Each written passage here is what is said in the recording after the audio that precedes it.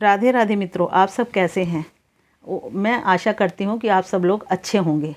मैं आप सबसे बात कर रही थी मार्गशीर्ष महीने की, यानी अगहन महीने की, जिसमें कि कृष्ण पक्ष को की एकादशी के दिन व्रत रखा जाता है, जिसको कि उत्पन्ना एकादशी कहते हैं।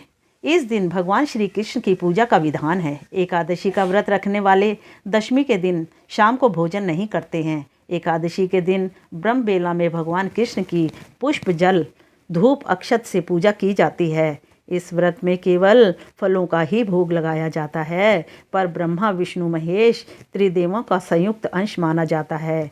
यह अंश दत्तात्रेय के रूप में प्रकट हुआ था। यह मोक्ष देने वाला एकादशी का व्रत है। इसमें श्री कृष्ण भगवान की विधिवत पूजा करनी चाहिए, जो कि इस बार 20 तारीख को व्रत रखा जाएगा।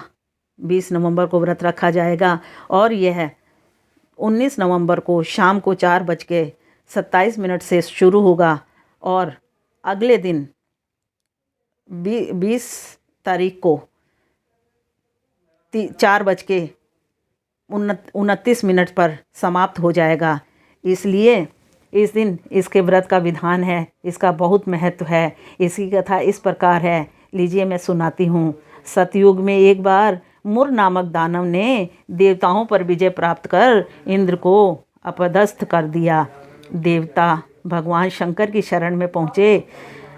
भगवान शंकर ने देवताओं को विष्णु के पास भेज दिया। विष्णु जी ने दानवों को परास्त कर दिया, परंतु मुर भाग गया।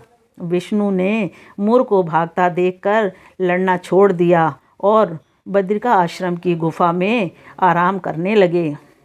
मुर ने वहां पहुंचकर विष्णु जी को मारना चाहा। तत्काल विष्णु जी के शरीर से एक कन्या का जन्म हुआ, जिसने मुर का वध कर दिया। उस कन्या ने विष्णु जी को बताया कि मैं आपके अंश से उत्पन्न शक्ति हूँ। विष्णु जी ने प्रसन्न होकर उस कन्या को आशीर्वाद दिया कि तुम संसार में माया जाल में उलझे तथा मोह के कारण मुझसे विमुख प्राणियों को मुझ तक लाने में सक्षम होगी। इसलिए आराधना करने वाले प्राणी आजीवन सुखी रहेंगे। यही कन्या एकादशी कहलाई। वर्ष में 24 एकादशियाँ आती हैं। उनमें से एक यही एकादशी है जिसका कि महत्व अपूर्व है। तो इसलिए हर किसी को एकादशी का व्रत रखना चाहिए। और जो इसका उद्यापन किया जाता है, हरिवासा द्वादशी को सुबह के टाइम में इसका उद्यापन करना चाहिए। अगर आप सुबह इसका उद्यापन ना कर सकें तो दोपहर में मत कीजिएगा, दोपहर के बाद कीजिए इसका उद्यापन। और द्वादशी को शाम को इसका उद्यापन करें।